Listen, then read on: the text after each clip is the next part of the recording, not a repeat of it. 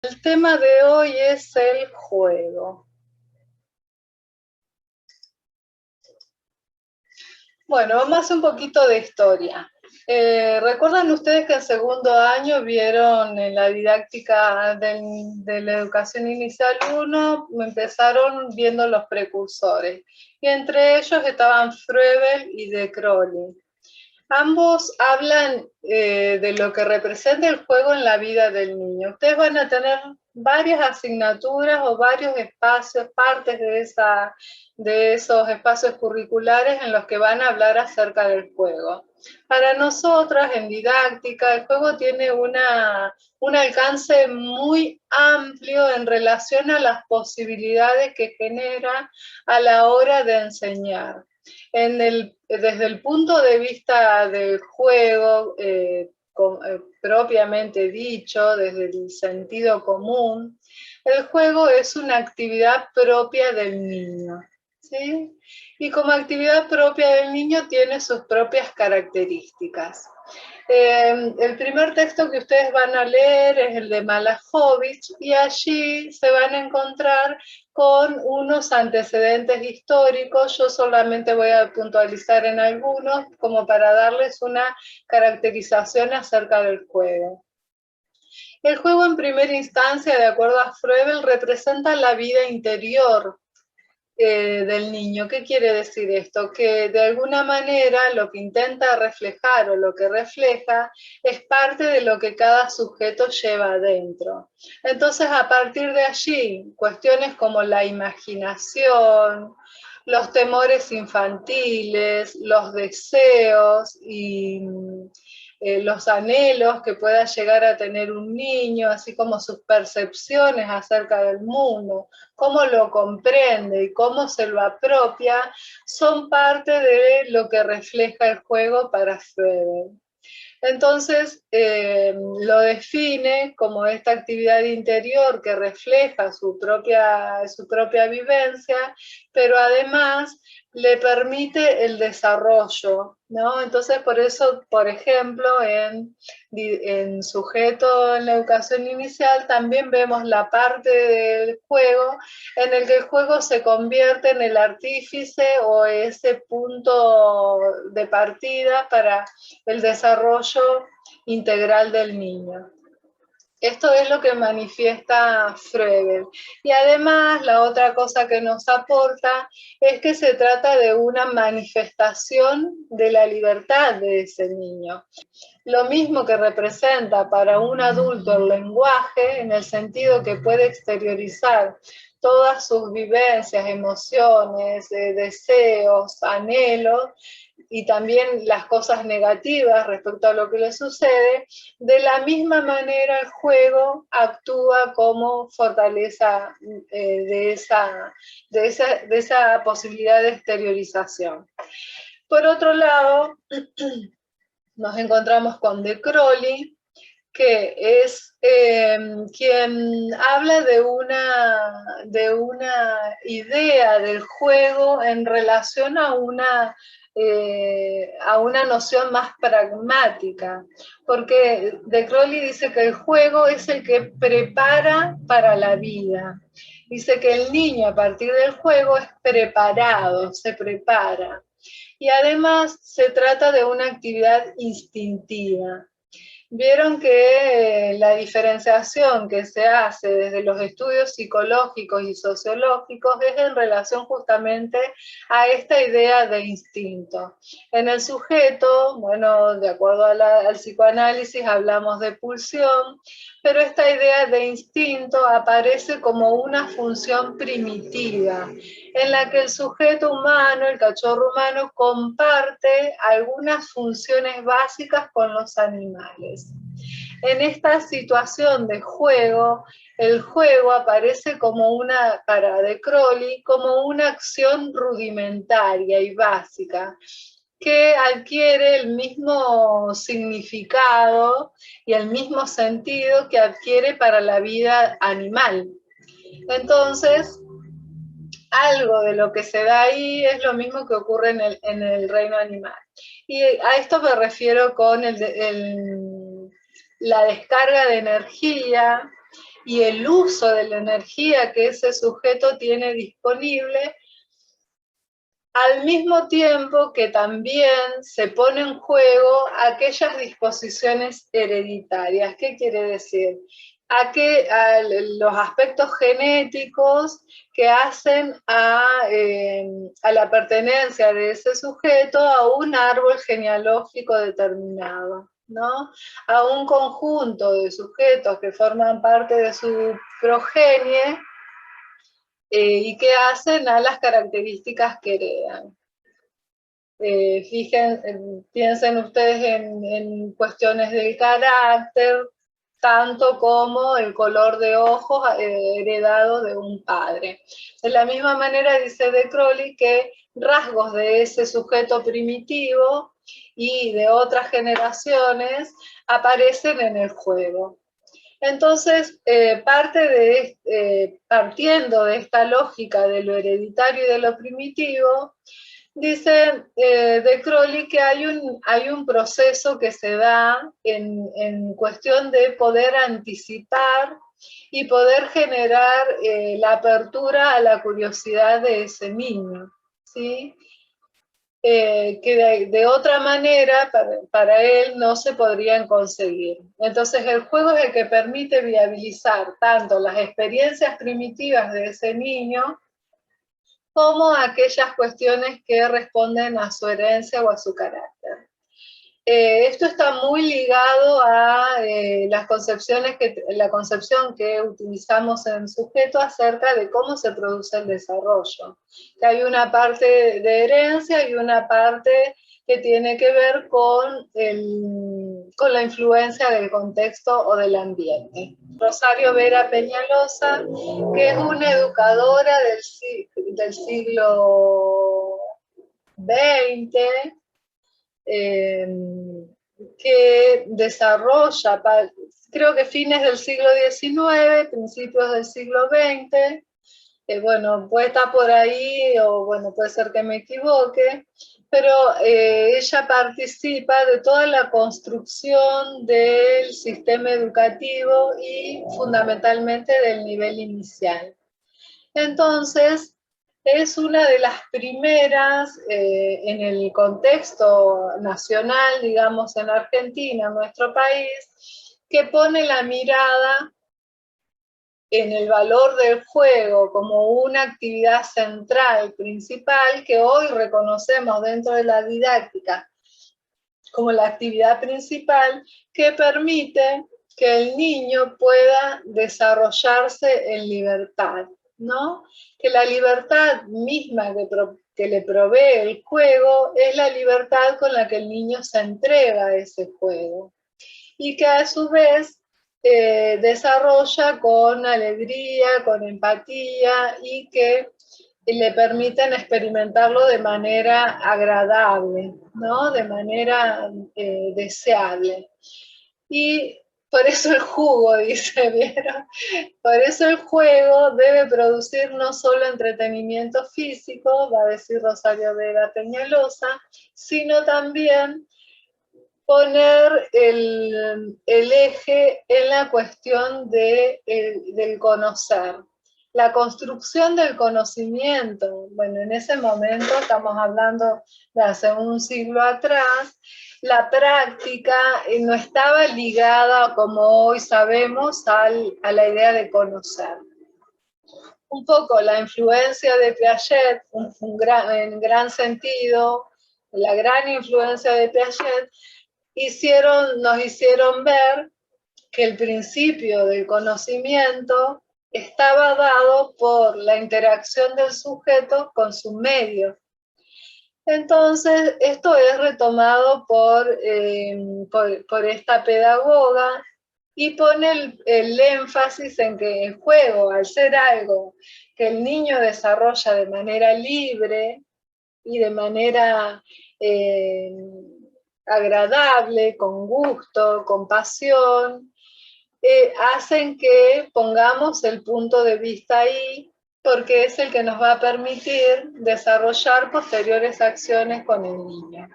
Entonces, Desde allí surge este planteo de que el juego es fundamental para poder pensar la práctica educativa.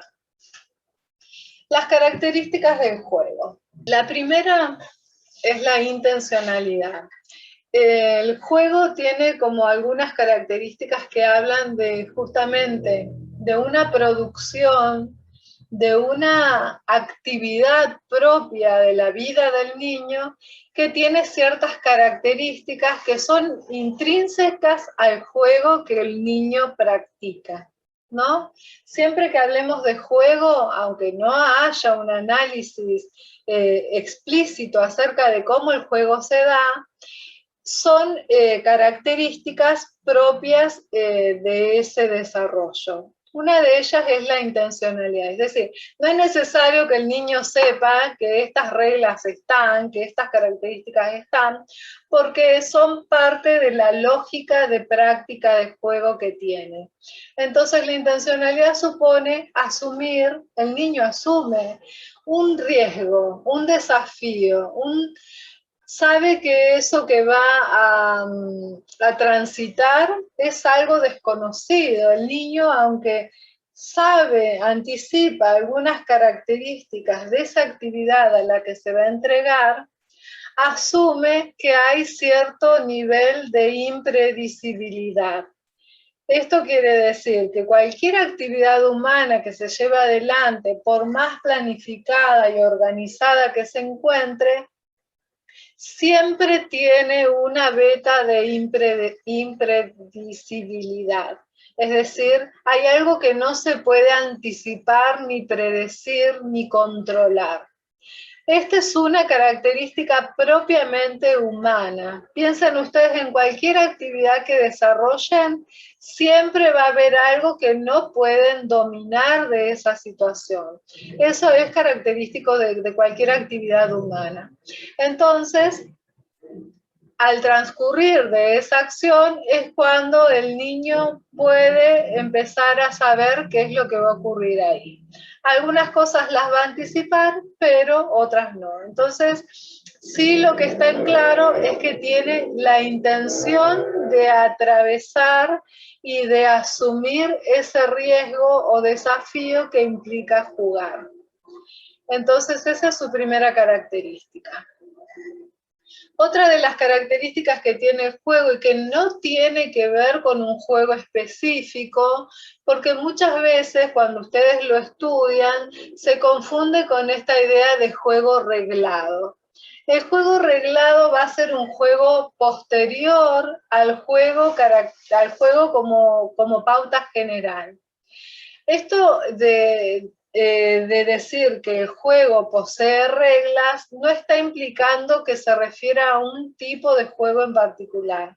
Se refiere a que todos los juegos, el juego como propiamente dicho, tiene reglas.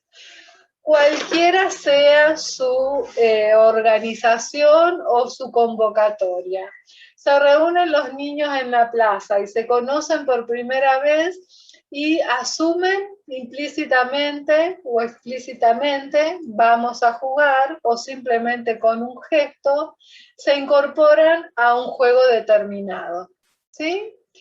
Pero ese juego tiene ciertas características. Y esas características son las que se transforman en reglas. Las reglas son esos principios que definen la modalidad, el tiempo, la duración, el espacio en el que se va a producir, la cantidad de participantes y las acciones a desarrollar por cada uno de los participantes en los tiempos establecidos. Esto no significa que sean reglas cerradas y acabadas.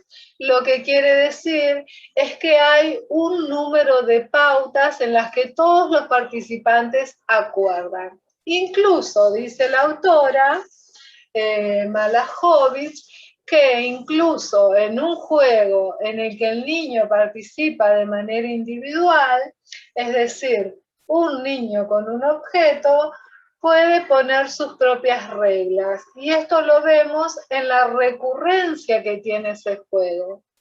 Puede ser que esta idea de tomar el objeto a los 10 meses y arrojarlo, lo vuelve a recibir, lo vuelve a arrojar, hay implícita alguna regla que hace que ese juego funcione de esa manera. No todo lo que ustedes ven es juego, ¿no? Como el dicho que existe, que no todo lo que brilla es oro.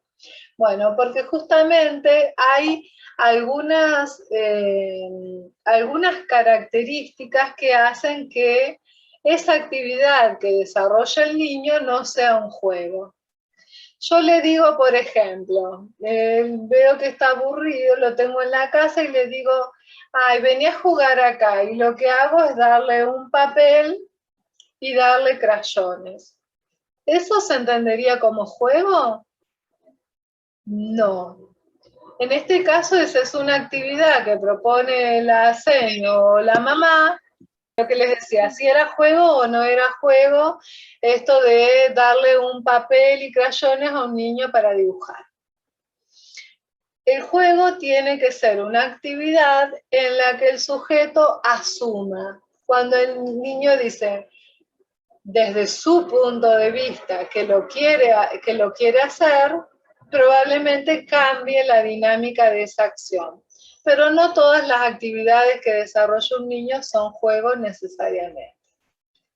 Ahora, otra de las características del juego, como en cualquier acción humana, es que nos atraviesan las coordenadas de tiempo y espacio, ¿sí? Puede ser que el tiempo y espacio sea parte de las reglas, pero también es necesario poder definir que esa acción en la que el niño está inscripto, en la que está en la que ha ingresado, se refiere al tiempo actual, ¿sí?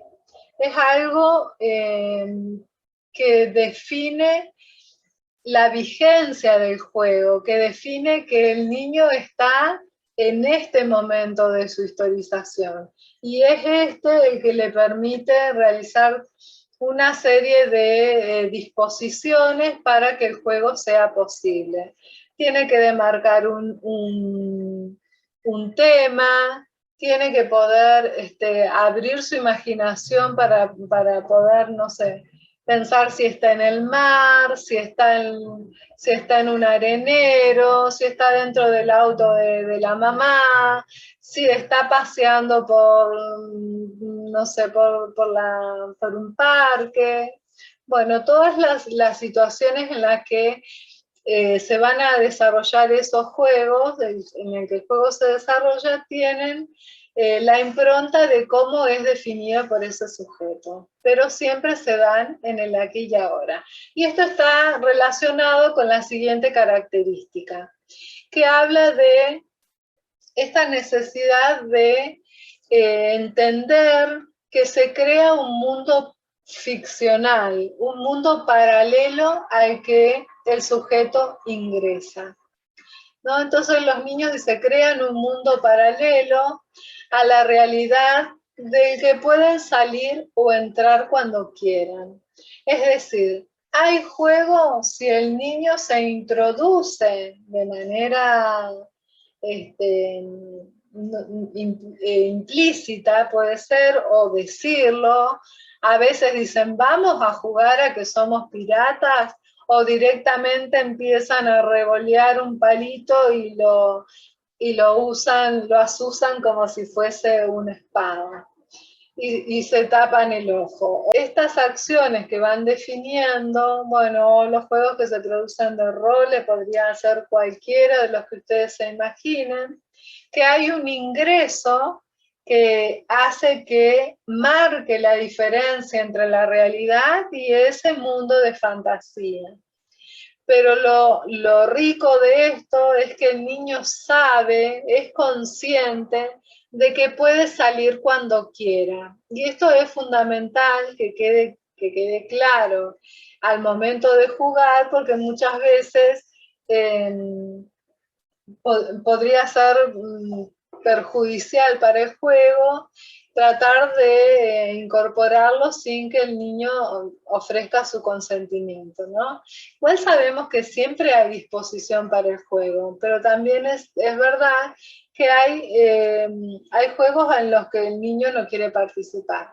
Y a veces, en el contexto de lo escolar, tiene que ver con que no se trata de juego. Entonces, bueno, poder aclarar estas cosas nos da la posibilidad de que la participación de parte del niño sea más genuina, ¿no? Y que no quede una pseudo invitación al juego, que en realidad es una actividad escolar disfrazada de juego. La última cuestión característica del juego es que se relaciona con la búsqueda de placer.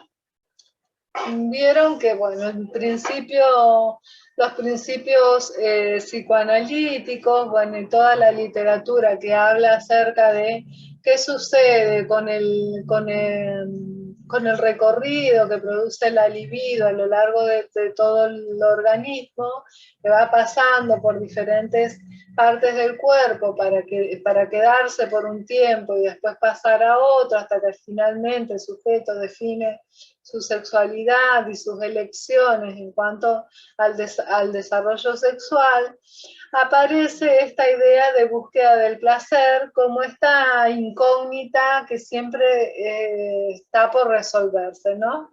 Siempre el objeto, bueno, sucede que a medida que nos vamos acercando a ese objeto de deseo, este objeto se va alejando o se va transformando, o cuando lo alcanza el sujeto, el deseo o esta libido pasa a formar parte de otro deseo.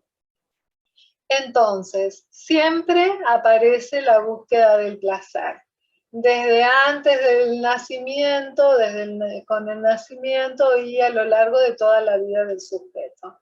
Por eso es que, bueno, después con posterioridad aparecen los diferentes mecanismos en los que el sujeto toma defensa acerca de qué cosas desea y cuáles no. Bueno, entonces el principio de placer que viene dado con la constitución subjetiva aparece sin duda también en esta relación, se relaciona también con el juego.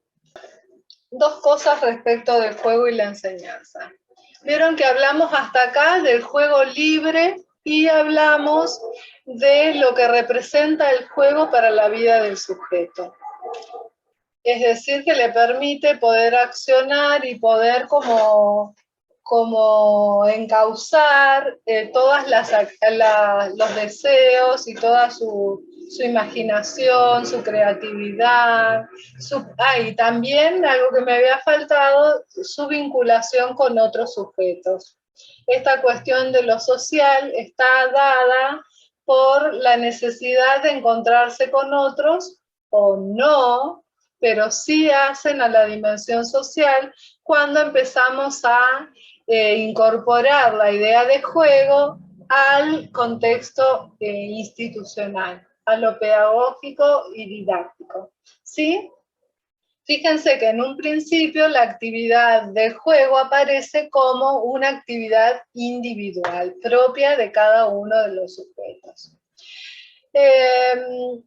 Bueno, algunas cosas que me llamaron la atención, que quería compartir con ustedes, es que esta idea, que ya les había anticipado un poquito, que no todo es posible ser enseñado mediante el juego.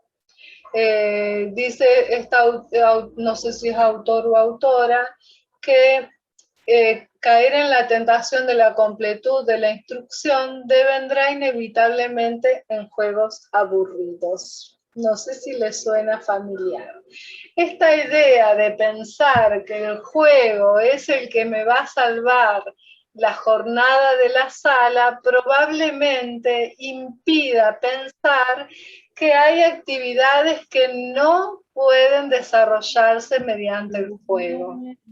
Esto nos lleva a pensar inevitablemente en que es necesario poder diferenciar aquellas acciones que se deben decir como se deben decir. Ahora nos vamos a lavar las manos y no hace falta que cantemos una canción y nos pongamos a hacer la media luna para llevarlos a lavarse las manos, pero sí podríamos en algún momento, en algún proyecto, incorporar alguna actividad que implique, no sé, títeres de dedos y que los chicos sepan que necesitan tener las manos limpias para poder manipular otros objetos.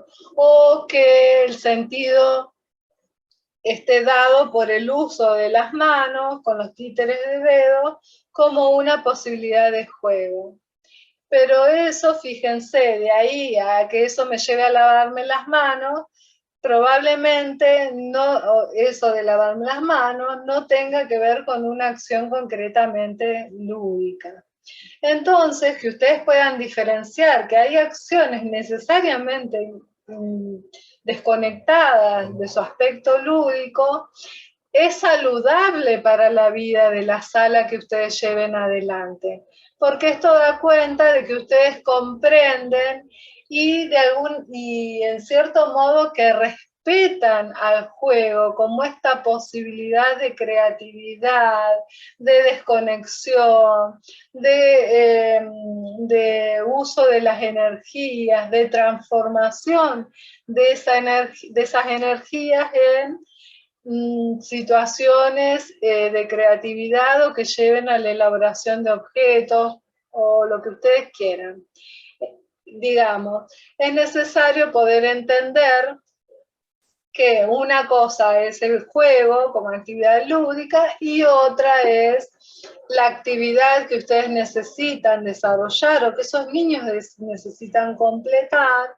Por ejemplo, el reconocimiento del nombre puede estar ligado a un juego en el que ustedes utilicen la identificación de los nombres por carteles en un juego de memoria, en un juego de mesa, pero puede haber una parte en la que simplemente se aboquen a la enseñanza o al reconocimiento del nombre a través de la estimulación de la escritura, y que para ello no haya juego, ¿sí?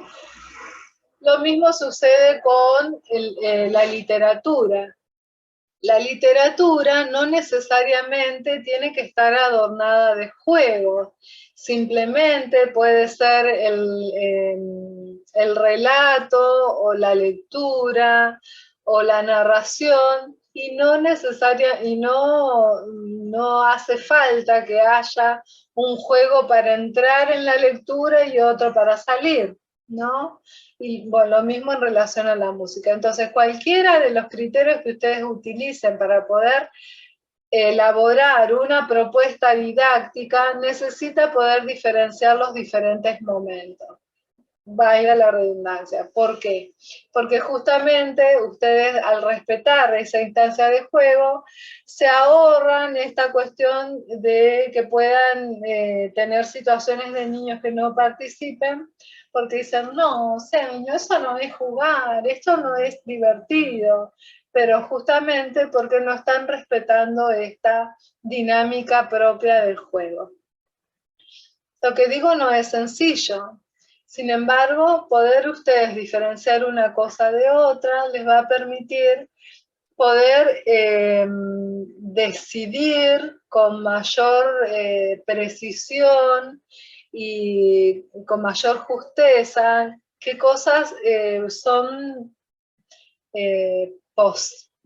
como más adecuadas, sería la palabra, mejor la palabra, más adecuadas, más pertinentes para poder generar distintos tipos de propuestas de enseñanza. Unas con juego y otras simplemente actividades educativas.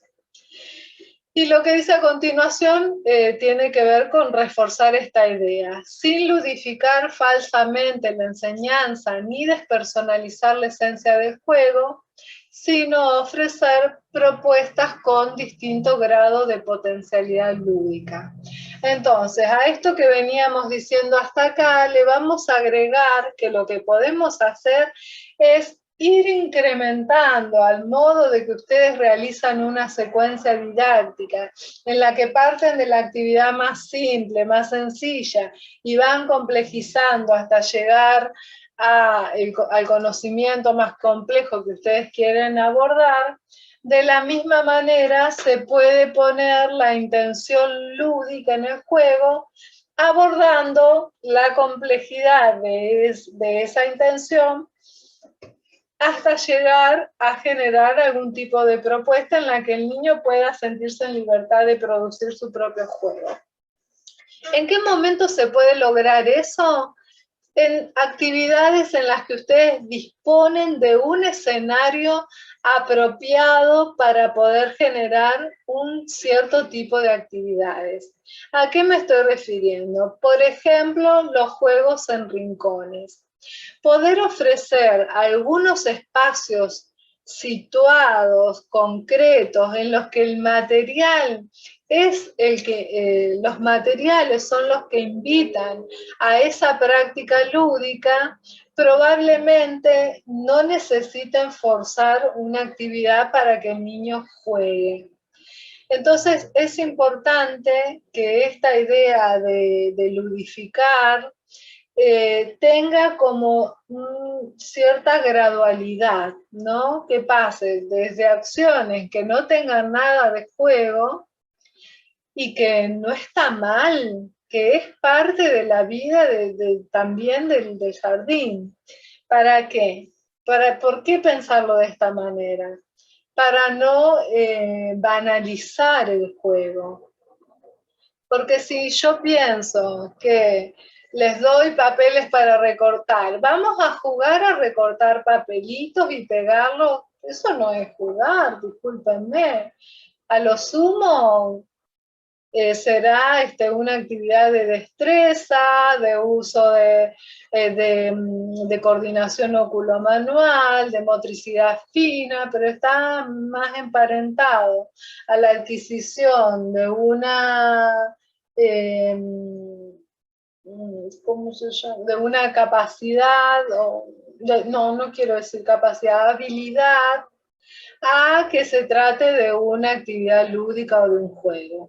Entonces, poder tener en cuenta esas características para poder diferenciar les van a permitir tomar decisiones más acertadas al respecto. Chicas, ¿hasta acá vamos? ¿Alguna pregunta? Bueno, igual ahí un ratito más les dejo la palabra. Bueno, y respecto al contenido, respecto a las otras miradas acerca del juego. Cuando se les pregunta en un examen cuáles son las posibilidades del juego, está la posibilidad de que el juego sea entendido como un contenido. El juego es, hasta acá, hasta lo que vimos en el desarrollo dado hasta acá, tenemos un juego libre, tenemos un juego que se utiliza como metodología de enseñanza. Esto quiere decir que yo lo uso para enseñar. Toda la caracterización que yo les di acerca de las propuestas ludificadas o de la diferenciación del juego en relación a una actividad que necesita ser enseñada y no tiene que ver con el juego, se refiere a la comprensión del juego como metodología, es decir, como un conjunto de pasos rigurosos en los que sabemos que ese tipo de organización nos va a llevar a generar ciertas prácticas. Por ejemplo, la organización de diferentes puestos o estaciones por los que los niños van transitando en una jornada de juegos compartidos con las salas del jardín. Entonces pueden pasar de una sala a la otra, en la que en una tengan, no sé, juegos de luces y sombras, en otro tengan juegos de mesa, en otros tengan literatura y disfraces, qué sé yo, lo que se les ocurra, pero que permitan vehiculizar al juego concretamente, que se convierta en actividad lúdica, como método de enseñanza, como metodología, como forma de abordaje. Decimos que es el método, que es la metodología por excelencia. Por eso, dentro de los pilares del nivel inicial, recuerden ustedes que uno de los pilares es el juego. Y esto es precisamente porque el juego tiene un protagonismo central en el sentido que provee desde la actividad que trae el niño de por sí. Nosotros no necesitamos decirle al niño vamos a jugar. El niño juega.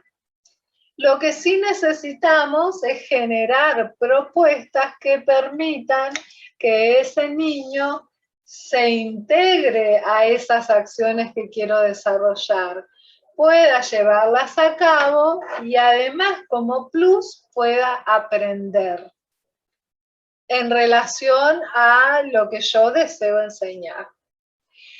Entonces, esta conexión entre enseñanza y aprendizaje está dada por su aspecto metodológico. Ahora, vamos al otro punto en el que el juego adquiere otro sentido. Y esto es en función de entenderse como contenido. El juego entendido como algo que se enseña, ¿no? El contenido es aquel saber de la ciencia que se convierte en un saber a ser enseñado, que pasa por todas estas dimensiones que representan al enfoque globalizador, como la propuesta, como el enfoque que nosotros abordamos para poder pensar que el juego es ese vehículo para enseñar, pero a la vez que nos permite saber que ese juego se convierte en objeto a ser enseñado. Entonces, partimos de un saber que viene dado de la ciencia para convertirse en un objeto de enseñanza. El juego como objeto de enseñanza necesita de la organización previa de la docente, del maestro, de la maestra. Está establecido que el juego es un valor a ser enseñado, ¿sí? ¿En qué momento se convierte? ¿Cómo sé yo si es método o si es contenido? Los juegos que se enseñan, en general, están ligados a la experiencia cultural. ¿Qué quiere decir? A todo aquello relacionado con lo que viene dado culturalmente. Entonces yo, por ejemplo, podría recurrir a la historia familiar o a la historia del barrio y conocer cuáles son los juegos que se hacían, no sé, para determinada fecha de festejo. Por ejemplo, antes el 21 de septiembre, no sé si será ahora, se hacía una salida, ¿no? Estoy hablando del siglo pasado. Se hacía una salida que se llamaba el picnic. Y entonces todos los grados, incluso las salas de jardín, vieron que en un momento los jardines imitaban todo lo que se hacía en la escuela primaria, incluso lo de los egresados, lo del acto, lo de la camperita, todos los rituales de la escuela primaria y secundaria se empezaron a traer al nivel inicial. y ahora el cumpleaños de un año parece como el cumpleaños de 15. No sé si se dieron cuenta de esas cosas, o si las vivencian ustedes. Hay como una exaltación de algunas cosas y algunas prácticas recuperadas de otros espacios que se tornan como súper importantes en otros, ¿no? En este caso en el nivel inicial. Entonces, los juegos aparecen como parte de esa representación de lo cultural. Entonces, el ejemplo del picnic venía a colación de que es algo que se puede recrear culturalmente y se puede traer a la práctica. Por ejemplo, no sé, este 21 de septiembre, si hubiéramos tenido clases, se podría haber hecho una actividad similar y traer a la familia y enseñar, por ejemplo, recuperar las tradiciones en los juegos familiares, ¿no? Por ejemplo, hoy los juegos de cartas, por ejemplo el Uno, o no sé, bueno, eso se me ocurre ahora, aparecen como actividades ligadas a este contexto particular en que se produjo una etapa de mayor instancia dentro de la casa, ¿no? Entonces esto de estar más tiempo compartiendo en el hogar probablemente haya dado, bueno, apertura o a distanciamiento o encuentro en relación a lo que el juego significa. Y también el recambio, la mutación de esos juegos en otras actividades que tuvieron que ser adaptadas al contexto de la familia. Entonces, el juego puede ser enseñado también. De la misma manera que hay un juego natural, espontáneo, también hay juegos que forman parte del acervo cultural. Y esto quiere decir que si es algo que viene dado de otro momento histórico, puede ser traído al aquí y ahora y para eso necesita ser explicado y de alguna manera practicado. Entonces, esto a colación de que la reiteración permite la apropiación. Entonces, otra de las cuestiones que hacen a este juego como contenido, una es esta idea de lo cultural, de traer la cultura a través del juego. Tienen los estudios de Calmes que hablan de los juegos tradicionales, también vienen en los núcleos de aprendizaje prioritario que salieron hace como 10 años atrás, cuando se armó el Ministerio de Educación Nacional, ¿no? Que se centralizó, se volvió a armar ese ministerio, aparecieron todos los cuadernos de Nación, en donde se daba a conocer, por ejemplo, hay unos, no lo veo yo acá ahora, pero hay uno de los libros que habla justamente de los núcleos de aprendizaje prioritarios de nivel inicial, habla de los juegos tradicionales. Y ahí es donde aparece esta idea de recuperar la historicidad de ese sujeto a partir de su ¿cómo sería? Filogenia, la historia de su especie, ¿sí? Entonces el juego, desde el momento más primitivo, por ejemplo, de la pelota, entre los mayas ya jugaban al fútbol, no sé, sí, armaban unas bolas de cuero. Y a partir de allí, entonces, se desarrolla el juego de pelota. No sé dónde más aparecería. Pero bueno, estos juegos, esta idea de los juegos tradicionales hogareños, en general, los que tienen que ver con las prácticas de crianza, no sé, qué sé yo, en eso hay mucho para decir en relación a cómo hoy juegos del pasado se interpretan con una mirada juzgadora, a veces relacionada con, qué sé yo, con las cuestiones de género. Por ejemplo, la farolera, La farolera tropezó y en la calle se cayó. Y al pasar por un cuartel se enamoró de un coronel. Y ahí, bueno, viene toda la historia del enamoramiento, ¿no?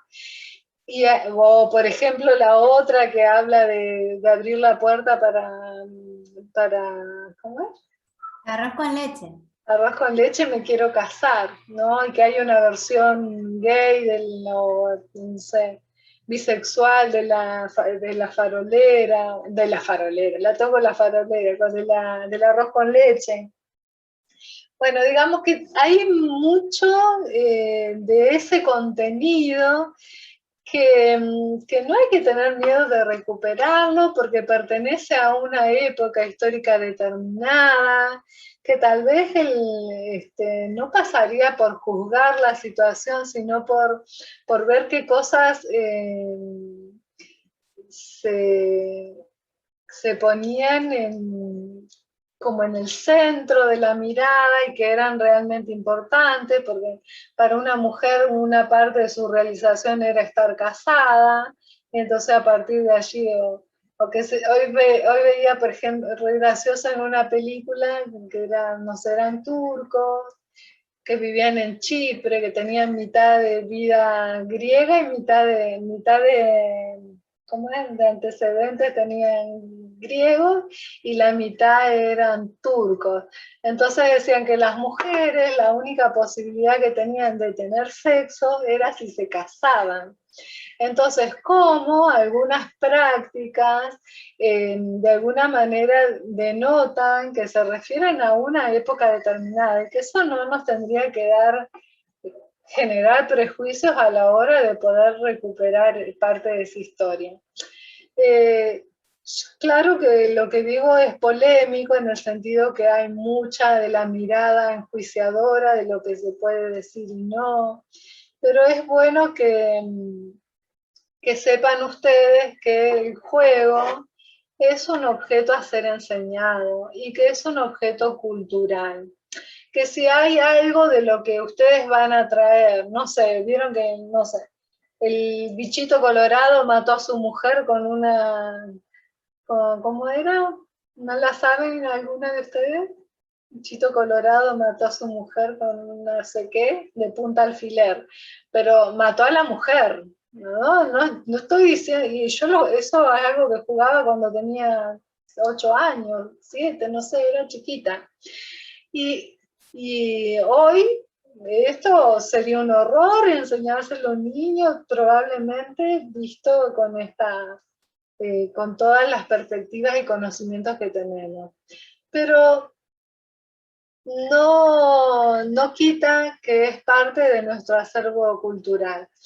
Y, por ejemplo, si no qué sé yo, también nos horrorizaría ver por ejemplo, no sé, esa película famosa que es Orgullo y Prejuicio, no sé si alguno la vio, que son las 4 o 5 hermanas, o como la literatura de Mujercitas, que primero se tiene que casar la hermana más grande, porque si no, se le pasa la edad de casarse, no puede casarse o irse de la casa, no sé, una de las hermanas más chicas se va con un lord, con un tipo, y eso jode a la reputación de las otras, y bueno, y de este reconocimiento en la vida social para poder casarse. Entonces, es, oh, qué sé yo, uno dice, uy, qué horror, pero por otro lado es parte de una práctica social que se dio en un momento determinado.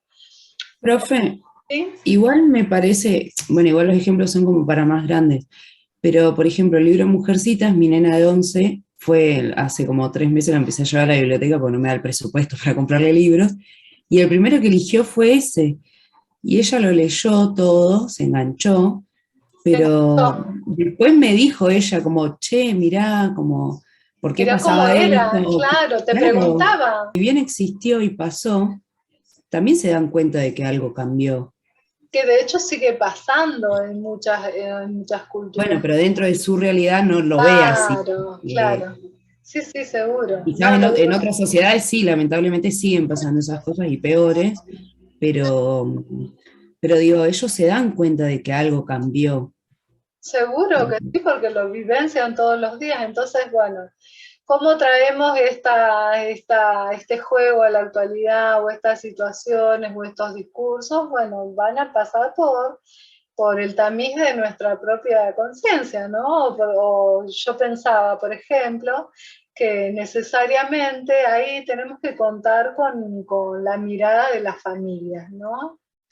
Hoy escuchaba a una maestra Nobel, de las chicas que se había recibido hace poco, que decía que uno de sus mayores terrores, lo decía así, que estaba aterrorizada con las reuniones de padres.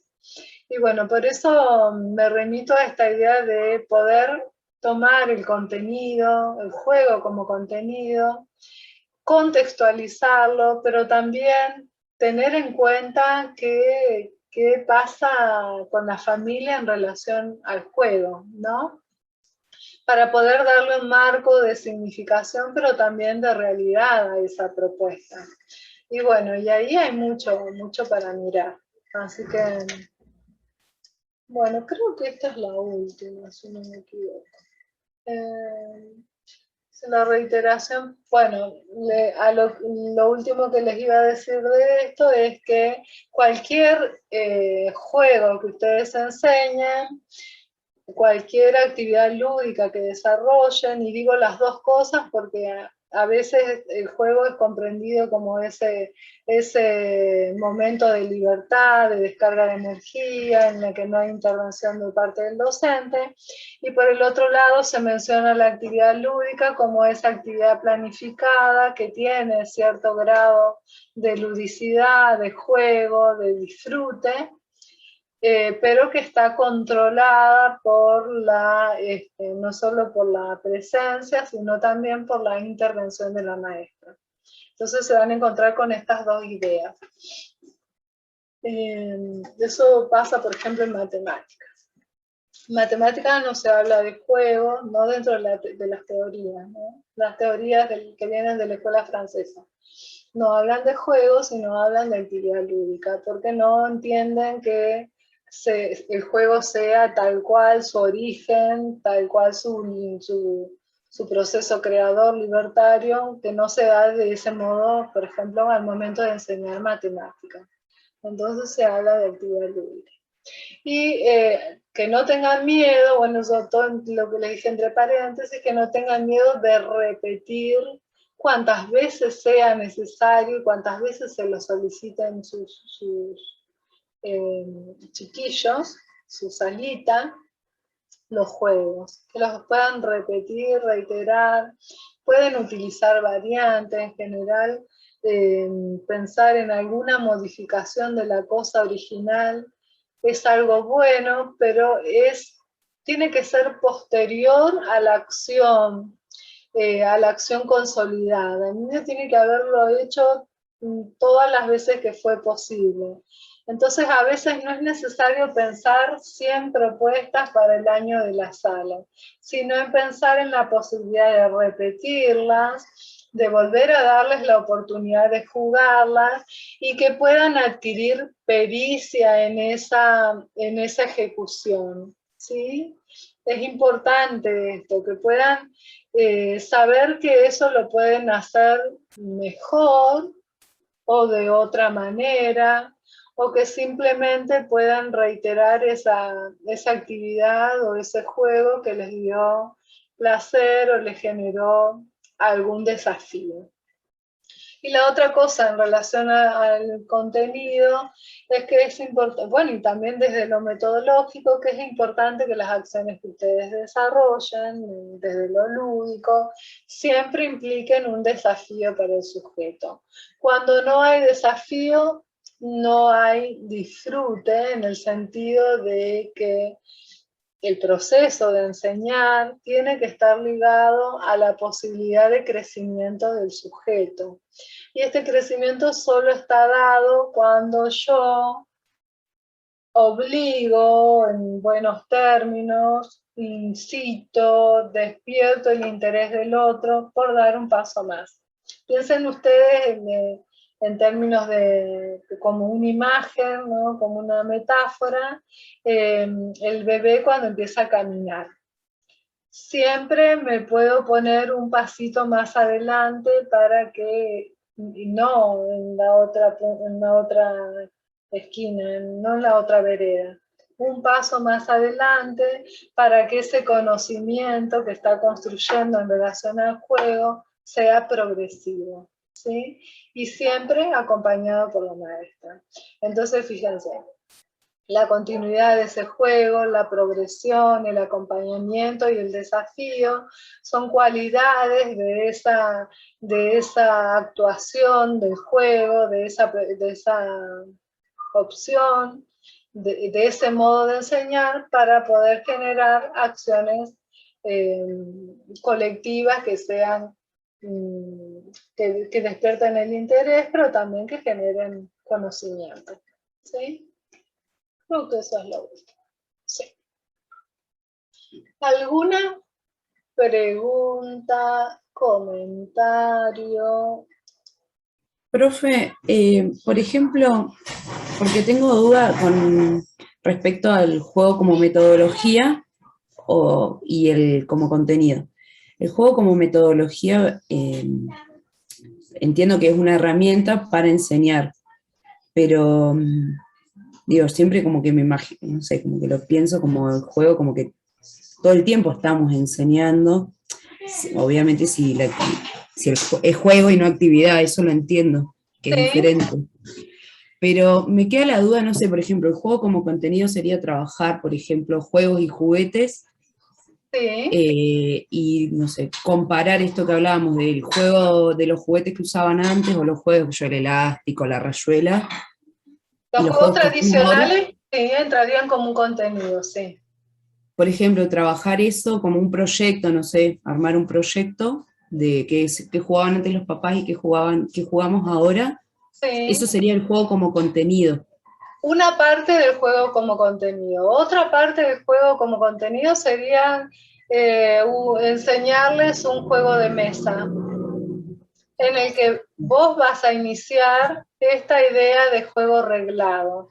Después se van a encontrar ustedes con los tipos de juego.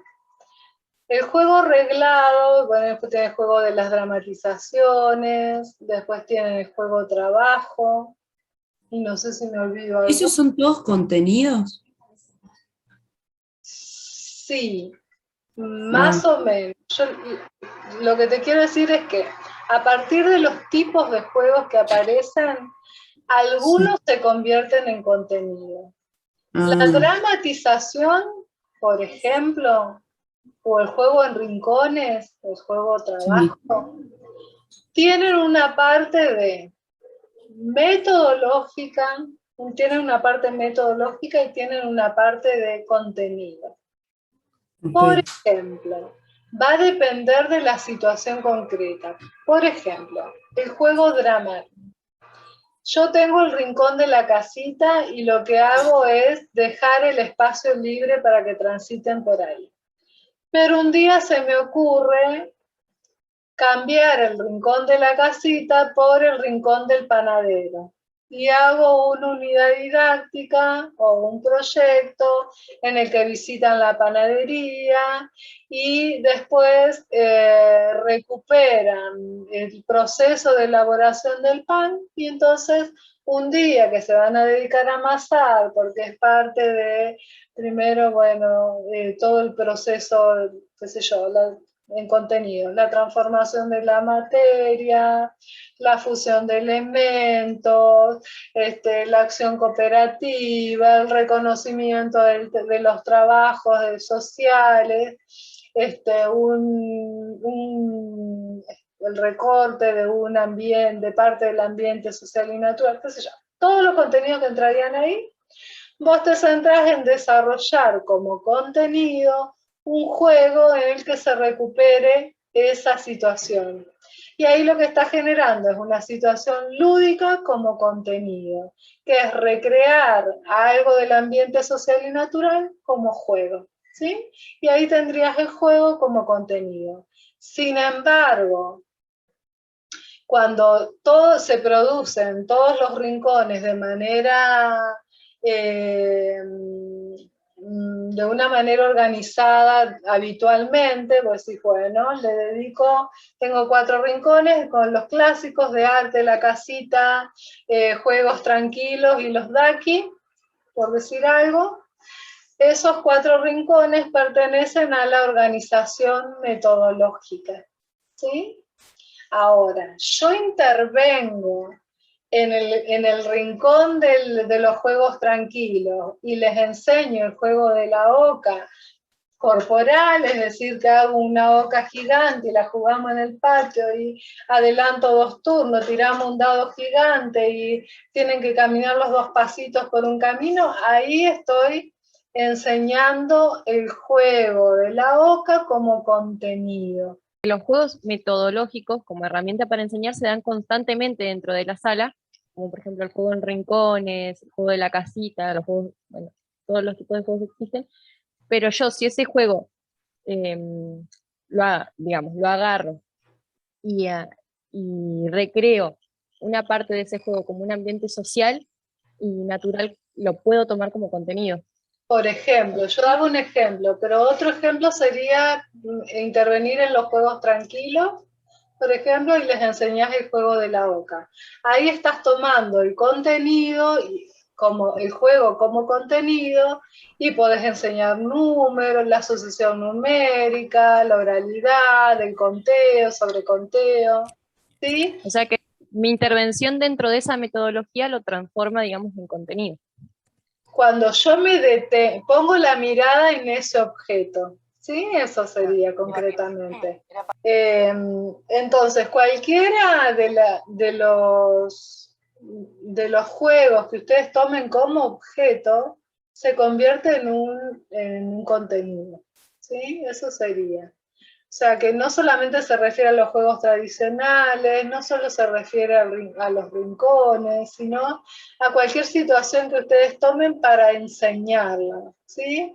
Pueden enseñar, por ejemplo,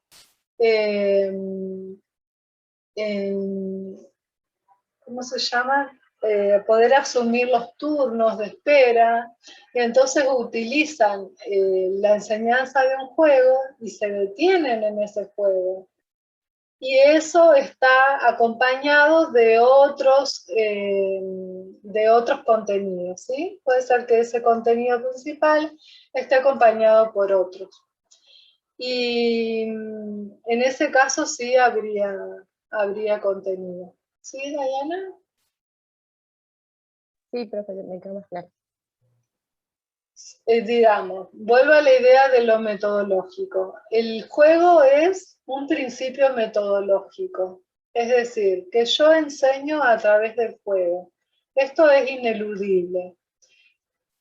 Pero su contrapartida es que no todo lo que yo enseñe en la sala tiene que necesariamente ser desde el juego, porque eso banalizaría la idea del juego y el chico va a decir, no, vos me estás mintiendo, acá no estamos jugando, esto es aburrido, porque yo le digo, y ahora vamos a jugar a sentarnos en la sillita, y entonces les doy una canción y ahí les hago, yo creo que les hago creer que eso es un juego, pero el pibe la re sabe que no es un juego eso.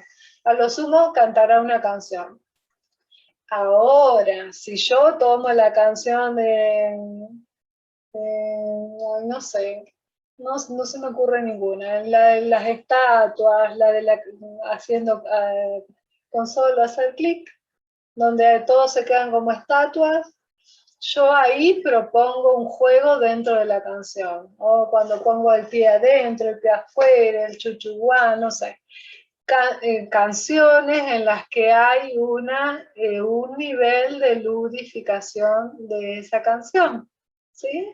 Que no es lo mismo que cantamos la canción de los enanitos del bosque de preparados están para desayunar.